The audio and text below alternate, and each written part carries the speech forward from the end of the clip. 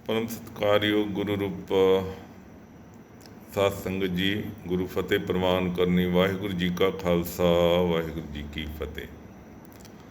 Recently government of India ने कुछ एक तरह का हुण तां उसनूं कानून कह लो, क्योंकि राष्ट्रपति के सिग्नेचर तो बाद एग्रीकल्चर के उत्ते कुछ कानून बनाए ने।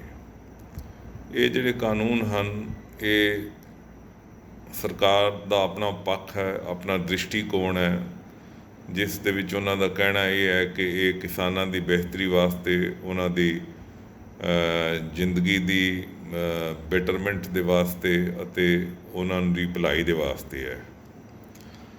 पर जो किसान पूरे हिंदुस्तान दे विच हन ਅਤੇ विशेष करके किसान वीर ਜਿਹੜੇ ਸਾਡੇ ਪੰਜਾਬ ਦੇ ਹਨ ਜਾਂ ਹਰਿਆਣਾ ਦੇ ਹਨ, ਉੱਤਰਾਂਚਲ ਦੇ ਕਹਿ ਲਓ, ਅਤੇ ਹੋਰ ਵੀ ਥਾਵਾਂ 'ਤੇ ਸਾਊਥ ਏਰੀਆ ਦੇ ਵਿੱਚ ਵੀ ਜਿਹੜੇ ਹਨ ਉਹਨਾਂ ਦਾ, ਅਤੇ ਕੁਛ ਜਿਹੜੇ ਆਪੋਜੀਸ਼ਨ ਦੇ ਸਾਡੇ ਲੀਡਰ ਹਨ ਪੋਲੀਟੀਕਲ, ਉਹਨਾਂ ਦਾ ਕਹਿਣਾ ਇਹ ਹੈ ਕਿ ਇਹ ਜਿਹੜਾ ਕਾਨੂੰਨ ਹੈ ਇਹ ਮੁਕੰਮਲ ਤੌਰ 'ਤੇ ਕਿਸਾਨਾਂ ਨੂੰ ਇੱਕ ਤਰ੍ਹਾਂ ਦਾ ਗਿਰਵੀ ਰੱਖਣ ਵਾਲਾ ਹੈ, ਜਾਂ ਉਹਨਾਂ ਦੀ ਜਿਹੜੀ ਜ਼ਮੀਨ ਹੈ ਅਤੇ ਉਹਨਾਂ ਦੀ ਜਿਹੜੀ ਹੋਰ ਆਪਣੇ ਰਿਸੋਰਸਿਸ ਦੇ ਥਰੂ ਉਹ ਆਪਣਾ ਜੋ ਜਨਰੇਟ ਕਰਦੇ ਸਨ ਇਨਕਮ, ਉਸ ਨੂੰ ਮੁਕੰਮਲ ਤੌਰ 'ਤੇ ਖ਼ਤਮ ਕਰਨ ਵਾਲਾ ਹੈ। ਪਹਿਲਾ ਤਾਂ ਇਹ ਇਸ਼ੂ ਹੈ।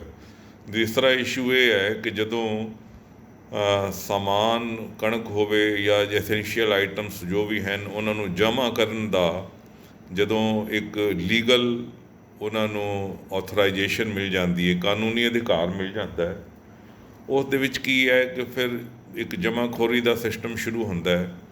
ਅਤੇ ਇਹ ਵੀ ਇੱਕ ਖਤਰਾ ਅਤੇ ਡਰ ਹੈ ਕਿ ਜਦੋਂ ਮਾਰਕੀਟ ਦੇ ਵਿੱਚ ਕ੍ਰਾਈਸਿਸ ਹੋਵੇ, ਹੋਰ ਡਿਮਾਂਡ ਜ਼ਿਆਦਾ ਹੋਵੇ, ਤਾਂ ਉੱਪਰਲੇ ਭਾਅ 'ਤੇ, ਵਧੇਰੇ ਭਾਅ 'ਤੇ ਸਮਾਨ ਜਿਹੜਾ ਹੈ ਉਹ ਮਾਰਕੀਟ ਦੇ ਵਿੱਚ ਅਵੇਲੇਬਲ ਕਰਾਇਆ ਜਾਏਗਾ, ਅਤੇ ਇਸ ਤਰੀਕੇ ਨਾਲ ਕੁਛ ਕਾਰਪੋਰੇਟ ਘਰਾਣਿਆਂ ਨੂੰ ਖੁਸ਼ ਕਰਨ ਦੇ ਵਾਸਤੇ ਜਾਂ ਉਹਨਾਂ ਨੂੰ ਬਿਲਕੁਲ ਉਹ ਇਨਕਮ ਉਹਨਾਂ ਦੀ ਵਧਾਉਣ ਦੇ ਵਾਸਤੇ ਇਹ ਡਿਸੀਜਨ ਲਿਆ ਗਿਆ ਹੈ। ਅਤੇ ਇਹ ਹੁਣ ਚੂੰਕਿ ਕਾਨੂੰਨੀ ਸ਼ਕਲ ਇਖਤਿਆਰ ਕਰ ਚੁੱਕਿਆ ਹੈ, ਇਸ ਕਰਕੇ ਜਿਹੜੇ ਕਿਸਾਨ ਵੀਰ ਹਨ ਉਹਨਾਂ ਨੂੰ ਇਸ ਦੇ ਵਾਸਤੇ ਇੱਕ ਲੰਬੀ ਲੜਾਈ, ਜੇ ਇਸ ਨੂੰ ਰਿਵਰਟ ਕਰਨਾ ਹੈ, ਬੈਕ ਕਰਨਾ ਹੈ, ਪਿੱਛੇ ਲਿਆਉਣਾ ਹੈ, ਜਾਂ ਇਸ ਨੂੰ ਅਮੈਂਡਮੈਂਟ ਕਰਨਾ ਹੈ, ਜਾਂ ਇਸ ਦੇ ਵਿੱਚ ਸੁਧਾਰ ਕਰਕੇ ਇਸ ਦੇ ਵਾਸਤੇ ਕੋਈ ਹੋਰ ਰਸਤਾ ਕੱਢਣਾ ਹੈ, ਇਸ ਦੇ ਵਾਸਤੇ ਹੁਣ ਤਾਂ ਸਰਕਾਰ ਦੇ ਨਾਲ ਇੱਕ ਕੋਆਪਰੇਸ਼ਨ ਕਰਕੇ, ਕੋਆਰਡੀਨੇਟ ਕਰਕੇ ਇਸ ਦਾ ਕੋਈ ਰਸਤਾ ਕੱਢਿਆ ਜਾ ਸਕਦਾ ਹੈ। ਅਤੇ ਦੂਸਰਾ ਇਹ ਹੈ ਕਿ ਅਗਰ ਸਰਕਾਰ ਆਪਣੇ ਸਟੈਂਡ ਦੇ ਉੱਤੇ ਫਰਮ ਹੈ ਅਤੇ ਉਸ ਨੂੰ ਫਿਰ ਪੀਸਫੁਲ ਢੰਗ ਦੇ ਨਾਲ, ਸ਼ਾਂਤੀਪੂਰਨ ਢੰਗ ਦੇ ਨਾਲ ਆਪਣੀ ਗੱਲ ਅਤੇ ਆਪਣੇ ਪੱਖਾਂ ਨੂੰ ਗੌਰਮੈਂਟ ਦੇ ਸਾਹਮਣੇ ਪੇਸ਼ ਕਰਨ ਦੇ ਜੋ ਸਾਡੇ ਕੰਸਟੀਟਿਊਸ਼ਨਲ ਰਾਈਟ ਨੇ ਜਾਂ ਜੋ ਸਾਡੇ ਡੈਮੋਕ੍ਰੇਟਿਕ ਰਾਈਟ ਨੇ, ਉਹਨਾਂ ਨੂੰ ਇਸਤੇਮਾਲ ਕਰਦਿਆਂ ਹੋਇਆਂ, ਅਤੇ ਅਸੀਂ ਇਸ ਨੂੰ ਸਰਕਾਰ ਨੂੰ ਇੱਕ ਦਬਾਅ ਦੇ ਹੇਠ ਲਿਆ ਸਕਦੇ ਹਾਂ, ਜਿਸ ਦੇ ਨਾਲ ਕਿ ਇਹਨਾਂ ਕਾਨੂੰਨਾਂ ਦੇ ਵਿੱਚ ਜੋ ਲੋੜੀਂਦਾ ਸੁਧਾਰ ਹੈ ਉਹ ਕੀਤਾ ਜਾਏ, ਅਤੇ ਜਿਹੜੇ ਕਿਸਾਨ ਵੀਰ ਹਨ ਉਹਨਾਂ ਨੂੰ, ਉਹ ਜਿਹੜੇ ਕਿ ਅੱਗੇ ਹੀ ਕਾਫੀ ਹਾਲਾਤ ਉਹਨਾਂ ਦੇ ਚੰਗੇ ਨਹੀਂ ਮੰਨੇ ਜਾ ਸਕਦੇ, ਉਹਨਾਂ ਦੀ ਜਿਹੜੀ ਈਅਰਲੀ ਇਨਕਮ ਹੈ ਜਾਂ ਹੋਰ ਵੀ ਜੋ ਜਿਤਨਾ ਕੁ ਉਹਨਾਂ ਨੂੰ ਮਿਹਨਤ ਕਰਨੀ ਪੈਂਦੀ ਹੈ, ਔਰ ਸਾਰੀਆਂ ਰਿਸੋਰਸਿਸ ਜਨਰੇਟ ਕਰਕੇ ਜਦੋਂ ਫਸਲ ਆਉਂਦੀ ਹੈ ਅਤੇ ਉਸ ਦੇ ਵਿੱਚ ਜੋ ਉਹਨਾਂ ਦੇ ਮਿਨੀਮਮ ਸਪੋਰਟ ਪ੍ਰਾਈਸ ਹੈ, ਹਾਲਾਂਕਿ ਹੋਣਾ ਤਾਂ ਇਹ ਚਾਹੀਦਾ ਹੈ ਕਿ ਜੋ MSP ਹੈ, MSP ਦੇ ਉੱਪਰ ਵੀ ਉਹਨਾਂ ਨੂੰ ਜੋ ਇਨਕਮ, ਜਿਤਨੀ ਉਹਨਾਂ ਦੀ ਮਿਹਨਤ ਹੁੰਦੀ ਹੈ, ਉਹਨਾਂ ਦੀ ਮਿਹਨਤ ਦੇ ਆਧਾਰ 'ਤੇ ਉਹਨਾਂ ਨੂੰ ਰੇਟ ਮਿਲੇ, ਭਾਅ ਮਿਲੇ, ਅਤੇ ਉਹ ਵੀ ਇੱਕ ਸੁਖਾਲਾ ਜੀਵਨ ਕਹਿ ਲਓ ਜਾਂ ਇੱਕ ਕੰਫਰਟੇਬਲ ਲਾਈਫ ਜਿਹੜੀ ਹੈ ਉਹ ਆਪਣੀ ਜੀ ਸਕਣ। ਪਰ ਹੁਣ ਇਹ ਹੈ ਕਿ ਜਦੋਂ ਕਾਨੂੰਨੀ ਚੀਜ਼ ਕੋਈ ਸ਼ਕਲ ਅਖਤਿਆਰ ਕਰ ਲੈਂਦੀ ਹੈ, ਕਾਨੂੰਨੀ ਕੋਈ ਮਤਲਬ ਕਾਨੂੰਨ ਦੀ ਸ਼ੇਪ ਵਿੱਚ ਆ ਜਾਂਦੀ ਹੈ ਕੋਈ ਚੀਜ਼, ਤਾਂ ਹੁਣ ਇਹ ਉਸ ਦੇ ਉੱਤੇ ਖਾਸ ਕਰਕੇ ਪੰਜਾਬ ਅਤੇ ਹਰਿਆਣਾ ਅਤੇ ਹੋਰ ਵੀ ਕਾਫੀ ਸਟੇਟਾਂ ਦੇ ਵਿੱਚ ਇਸ ਦੇ ਉੱਤੇ ਇੱਕ ਐਜੀਟੇਸ਼ਨ ਜਿਹੜਾ ਹੈ ਉਹ ਸ਼ੁਰੂ ਹੋ ਗਿਆ ਹੈ, ਔਰ ਇਹ ਐਜੀਟੇਸ਼ਨ ਜਿਹੜਾ ਹੈ ਉਹ ਕਾਫੀ ਪ੍ਰਭਾਵਪੂਰਨ ਢੰਗ ਦੇ ਨਾਲ ਚੱਲ ਰਿਹਾ ਹੈ, ਔਰ ਲੱਗਦਾ ਹੈ ਕਿ ਇਸ ਦੇ ਵਾਸਤੇ ਲੰਬਾ ਸੰਘਰਸ਼ ਕਿਸਾਨ ਵੀਰਾਂ ਨੂੰ ਉਹਨਾਂ ਨੂੰ ਕਰਨਾ ਪਏਗਾ। ਮੇਰੀ ਜੋ ਖਾਸ ਦ੍ਰਿਸ਼ਟੀਕੋਣ ਹੈ, ਮੇਰਾ ਜੋ ਵਿਚਾਰ ਹੈ, ਉਸ ਦੇ ਵਿੱਚ ਮੈਂ ਕੁਝ ਗੱਲਾਂ ਆਪ ਜੀ ਦੇ ਨਾਲ ਸ਼ੇਅਰ ਕਰਨੀਆਂ ਚਾਹੁੰਦਾ, ਜਿਹੜਾ ਕਿ ਗੁਰੂ ਗੋਬਿੰਦ ਸਿੰਘ ਜੀ ਮਹਾਰਾਜ ਦਾ ਮਾਰਗਦਰਸ਼ਨ ਹੈ ਜਾਂ ਸਾਡੇ ਗੁਰੂਆਂ ਦਾ ਦਰਸਾਇਆ ਹੋਇਆ ਮਾਰਗਦਰਸ਼ਨ ਹੈ। ਉਸ ਦੇ ਉੱਤੇ ਚੱਲਦਿਆਂ ਹੋਇਆਂ ਅਸੀਂ ਪੱਕੇ ਤੌਰ ਦੇ ਉੱਤੇ ਅਕਾਲ ਪੁਰਖ ਦੇ ਓਟ ਆਸਰੇ ਨੂੰ ਨਾਲ ਲੈਂਦੇ ਹੋਏ ਅਤੇ ਆਪਣਾ ਜੋ ਮਿਸ਼ਨ ਹੈ ਉਸ ਦੇ ਵਿੱਚ ਕਾਮਯਾਬੀ ਹਾਸਿਲ ਕਰਨੀ ਹੈ।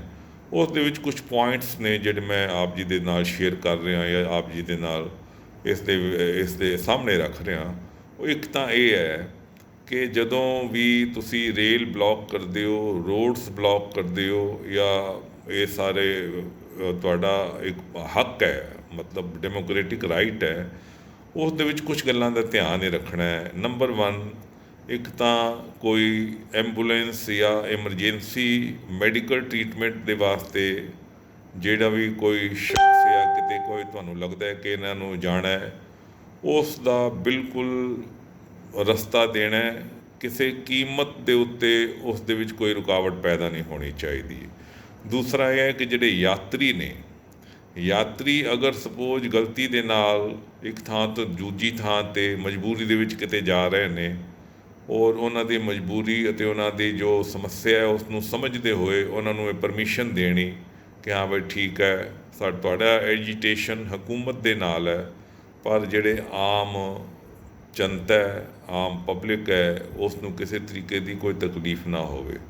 ਦੂਸਰਾ ਇਹ ਹੈ ਕਿ ਸਾਡਾ ਦੇਸ਼ ਜਿਹੜਾ ਹੈ ਉਹ ਬਹੁਤ ਧਾਰਮਿਕ ਦੇਸ਼ ਹੈ, ਬੜੀਆਂ ਭਾਸ਼ਾਵਾਂ ਅਤੇ ਬੜੇ ਤਰ੍ਹਾਂ ਦੇ ਮਜ਼ਹਬ ਅਤੇ ਧਰਮ ਨੂੰ ਮੰਨਣ ਵਾਲਾ ਦੇਸ਼ ਹੈ। ਇਸ ਕਰਕੇ ਕਿਸੇ ਵੀ ਧਰਮ ਦੇ ਕਿਸੇ ਵੀ ਸ਼ਖਸ ਨੂੰ ਕਿਸੇ ਤਰ੍ਹਾਂ ਦੀ ਕੋਈ ਕਸ਼ਟ ਜਾਂ ਤਕਲੀਫ ਨਾ ਹੋਵੇ, ਇਸ ਗੱਲ ਦਾ ਧਿਆਨ ਖਾਸ ਕਰਕੇ ਕਿਸਾਨ ਵੀਰਾਂ ਨੂੰ, ਪੰਜਾਬ ਹਰਿਆਣਾ ਦਿਆਂ ਨੂੰ ਬਿਲਕੁਲ ਰੱਖਣਾ 100%, ਕਿਉਂਕਿ ਸਾਡਾ ਗੁਰੂਆਂ ਦਾ ਸਾਨੂੰ ਇਹ ਉਪਦੇਸ਼ ਹੈ। ਕਿਸੇ ਵੀ ਸਰਕਾਰੀ ਪ੍ਰੋਪਰਟੀ ਦਾ, ਕਿਸੇ ਇੰਡੀਵਿਜੂਅਲ ਦਾ ਕਿਸੇ ਕੀਮਤ ਦੇ ਉੱਤੇ ਕੋਈ ਨੁਕਸਾਨ ਨਹੀਂ ਹੋਣਾ ਚਾਹੀਦਾ, ਕਿਉਂਕਿ ਇਸ ਦੇ ਨਾਲ ਇਹ ਜਿਹੜੇ ਸਾਡੇ ਬਹੁਤ ਹੀ ਮਜ਼ਬੂਤ ਚੱਲ ਰਹੇ ਸੰਘਰਸ਼ ਹੁੰਦੇ ਨੇ, ਉਹਨਾਂ ਸੰਘਰਸ਼ਾਂ ਦੇ ਵਿੱਚ ਬਹੁਤ ਹੀ ਕਮਜ਼ੋਰੀ ਆ ਜਾਂਦੀ ਹੈ। ਕਿਸੇ ਇੰਡੀਵਿਜੂਅਲ ਦਾ ਕੋਈ ਜਿਸ ਤਰ੍ਹਾਂ ਦੁਕਾਨਦਾਰੀ ਕਰਦਾ, ਠੇਲਾ ਲਾਉਂਦਾ ਹੈ ਜਾਂ ਹੋਰ ਦੂਸਰੇ ਕੰਮ ਕਰਦਾ ਹੈ, ਆਪਣੀ ਜੀਵਿਕਾ ਚਲਾਉਣ ਦੇ ਵਾਸਤੇ ਕੋਈ ਛੋਟੇ ਮੋਟੇ ਕੰਮ ਕਰਦਾ ਹੈ, ਉਸ ਨੂੰ ਕਿਸੇ ਵੀ ਕੀਮਤ ਦੇ ਉੱਤੇ ਕੋਈ ਉਹਨੂੰ ਤਕਲੀਫ ਨਹੀਂ ਹੋਣੀ ਚਾਹੀਦੀ। ਸਰਕਾਰੀ ਸੰਪત્ਤੀ ਦਾ ਨੁਕਸਾਨ ਕਰਨ ਦਾ ਵੀ ਕੋਈ ਮਤਲਬ ਨਹੀਂ ਹੈ। ਸਾਡੇ ਗੁਰੂਆਂ ਨੇ ਸਾਨੂੰ ਇਹ ਨਹੀਂ ਸਿਖਾਇਆ। ਅਸੀਂ ਆਪਣੇ ਗੁਰੂਆਂ ਦੇ ਦੱਸੇ ਹੋਏ ਮਾਰਗ 'ਤੇ ਉੱਤੇ ਚੱਲਣਾ ਹੈ। ਤੁਹਾਨੂੰ ਪਤਾ ਹੈ ਗੁਰੂ ਗੋਬਿੰਦ ਸਿੰਘ ਜੀ ਮਹਾਰਾਜ ਆਪਣੀ ਜ਼ਿੰਦਗੀ ਦੇ ਵਿੱਚ ਪੂਰੀ ਜ਼ਿੰਦਗੀ ਸੰਘਰਸ਼ ਕਰਦੇ ਰਹੇ ਨੇ। ਔਰੰਗਜ਼ੇਬ ਵਰਗੀ ਚਟਾਨੀ ਮੁਗਲਿਆ ਜ਼ਾਲਮ ਹਕੂਮਤ ਨੂੰ, ਜਿਸ ਦਾ ਕਿ ਪਤਾਲ ਦੀਆਂ ਜੜ੍ਹਾਂ ਤੱਕ ਰਾਜ ਫੈਲਿਆ ਪਿਆ ਸੀ, ਔਰ 50 ਸਾਲ ਰਾਜ ਕੀਤਾ ਔਰੰਗਜ਼ੇਬ ਨੇ, ਗੁਰੂ ਗੋਬਿੰਦ ਸਿੰਘ ਜੀ ਮਹਾਰਾਜ ਨੇ ਉਸ ਦੇ ਰਾਜ ਨੂੰ ਜੜ੍ਹੋਂ ਖਤਮ ਕੀਤਾ ਹੈ। ਪਰ ਕਿਤਨਾ ਸਤਿਗੁਰਾਂ ਨੂੰ ਸਹਿਣਾ ਪਿਆ, ਔਰ ਕਿਤਨਾ ਗੁਰੂ ਸਾਹਿਬ ਨੂੰ ਉਸ ਦੇ ਵਾਸਤੇ ਸੰਘਰਸ਼ ਕਰਨਾ ਪਿਆ, ਇਹ ਸਾਰਾ ਇਤਿਹਾਸ ਤੁਹਾਡੇ ਸਾਹਮਣੇ ਹੈ। ਪੂਰਾ ਸਤਿਗੁਰਾਂ ਨੇ ਬੱਚਿਆਂ ਦਾ, ਮਾਤਾ ਦਾ, ਪਿਤਾ ਦਾ ਸਰਬੰਸ ਦਾਨ ਕੀਤਾ ਹੈ। ਆਪ ਅਕਾਲ ਪੁਰਖ ਦੇ ਭਾਣੇ ਦੇ ਵਿੱਚ ਰਹੇ, ਜੰਗਾਂ ਯੁੱਧਾਂ ਦੀ ਲੋੜ ਪਈ ਹੈ ਉਸ ਨੂੰ ਵੀ ਕੀਤਾ ਹੈ, ਅਤੇ ਅਲਟੀਮੇਟਲੀ ਮੁਗਲਿਆ ਹਕੂਮਤ ਜਿਹੜੀ ਹੈ ਉਹ ਸਮਾਪਤ ਹੋਈ ਹੈ।